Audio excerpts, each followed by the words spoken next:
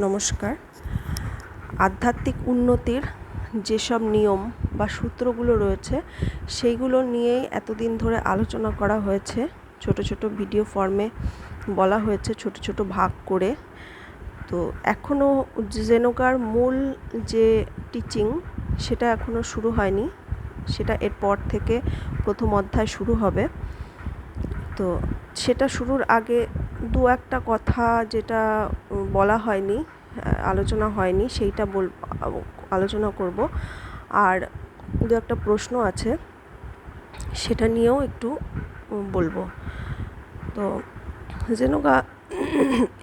জেনোগা একটা কথা বলা আছে যে এই পৃথিবীতে বা ব্রহ্মাণ্ডে কোনো জিনিস পেতে গেলে তার জন্য কিছু মূল্য দিতে হয়। এটা সব ক্ষেত্রেই এই নিয়মটা খাটে। কিছু পেতে গেলে কিছু দিতে হবে। তো আমরা ঈশ্বরকে যখন অনুভব করব, মাস্টার বা গুরুর কাছ থেকে সেই ডিভাইন যে স্পর্শ, যেটা তার দীক্ষা, যে গুরু যে দীক্ষা দেবেন, সেই জায়গায় নিজেদের নিয়ে যাওয়ার জন্য মাস্টারের সেই দীক্ষা, ওই মুহূর্তটার জন্য তিনি যে আমাদের দিচ্ছেন, তার জন্য আমাদেরও কিছু দিতে হবে। এবার কি দিতে হবে? আমাদের প্র্যাকটিস, কতটা ডেডিকেশন নিয়ে, কতটা সিনসিয়ার হয়ে, বিশ্বস্ত হয়ে আমরা প্র্যাকটিস করতে পারছি, সেটাই হচ্ছে আমাদের মূল্য। সেই মূল্যটাই বলে দেবে, ঠিক করে দেবে যে আমরা কতটা তাড়াতাড়ি ওইখানে পৌঁছবো, আমরা বিষয়টাকে কতটা গুরুত্ব দিচ্ছি, সেটা আমাদের প্র্যাকটিস বলবে। আর এখানে বলাই আছে যে আমি কি করছি, কি প্র্যাকটিস করছি, সেটা আমার আর আমার গুরুর মধ্যেই এটা সীমাবদ্ধ, এটা পাশের কেউ জানবে না। তো এক্ষেত্রে বলার কিছু নেই। আমি যদি সিনসিয়ার হয়ে থাকি, বিশ্বস্ত হয়ে থাকি, তাহলে সেটা আমার গ্রোথ, এটাই আমার গ্রোথই আমাকে বলে দেবে যে আমি কতটা সিনসিয়ার হয়ে প্র্যাকটিস করেছি।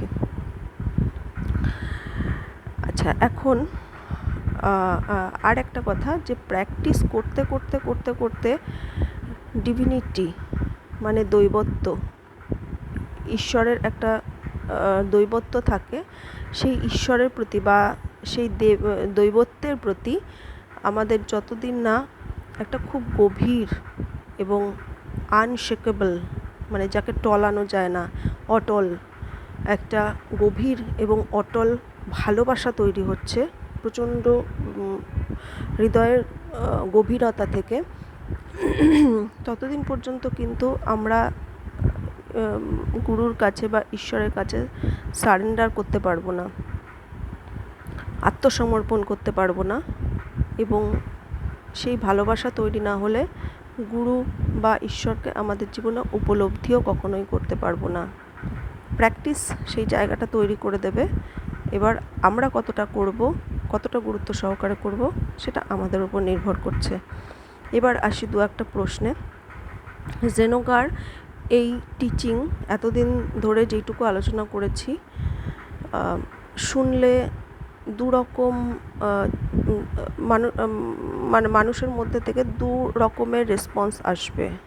এক তো কারো শুনে, টিচিং শুনে মনে হবে আরে বাহ, কি দারুণ কথা। তাদের মনে কোনো প্রশ্নই তৈরি হবে না যে এটা ভুল হতে পারে, এটা হতে পারে না, এরকম কোনো প্রশ্নই আসবে না। তো তারা অটোমেটিক এই রাস্তা ফলো করবে এবং তাদের মনের মধ্যে কোনো সন্দেহ থাকবে না, এগিয়ে যাবে।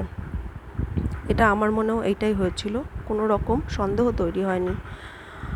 আর আরেক রকম মানুষ আছেন যাদের মধ্যে প্রশ্ন আসবে যে এটা হতে পারে, সূক্ষ্ম শরীর, সূক্ষ্ম জগৎ, গুরু শিষ্য, এইসব বলে কিছু হয়? ভালো মানুষের মধ্যে ভালো গুণ থাকে, খারাপ মানুষের মধ্যে খারাপ গুণ থাকে। তো এতে নতুন কি আছে?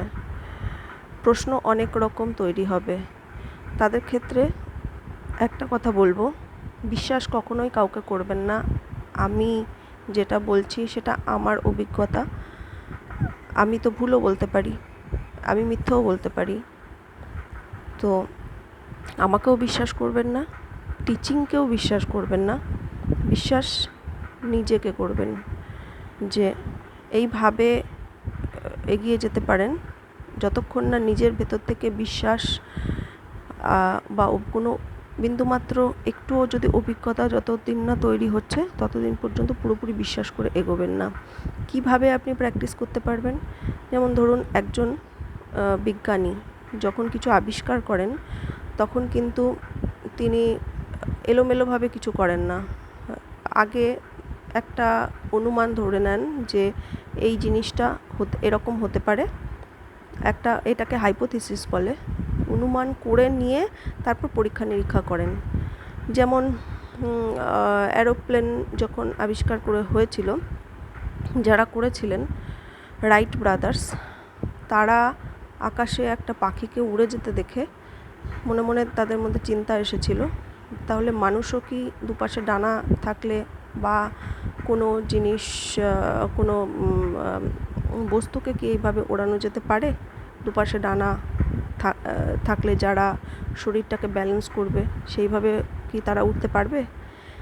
তারা এটাকে ধরে নিয়েছে একটা হাইপোথিসিসের মতো যে এটা হতে পারে। তারপরে তারা পরীক্ষা নিরীক্ষা শুরু করেছে, প্ল্যান করেছে, সেইটা নিয়ে যন্ত্রপাতি বানিয়েছে।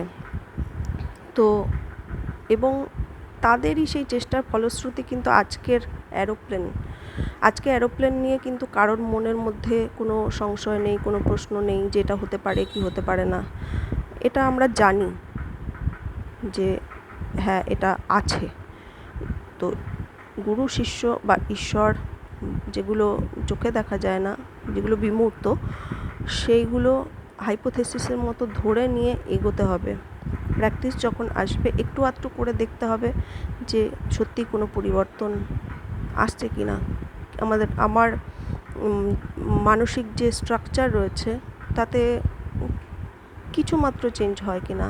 যদি হয় তাহলে আমি এগোবো, আর না হলে আরও অন্যান্য অনেক ভিডিওস দেখি, সারাদিন সোশ্যাল মিডিয়া অনেক কিছু দেখি, সেরকমই কোনো ভিডিওর মতো এটাও ভুলে যাব, অটোমেটিক এটা ভুলে যাবেন, বেরিয়ে যাবে। তো সেটা নিয়ে চিন্তা করবেন না, কতটুকু প্র্যাকটিস করতে পারছেন এবং ভিডিওসগুলো শুনবেন, তাতে ইমোশন তৈরি হবে। প্র্যাকটিস করার জন্যে আমাদের মনকে তৈরি হতে হয়। তো সেই এখন যে পর্যায়টা চলছে, এটা তৈরি হওয়া চলছে, প্র্যাকটিস পরে আসবে। নমস্কার, আজকের জন্য এইটুকুই।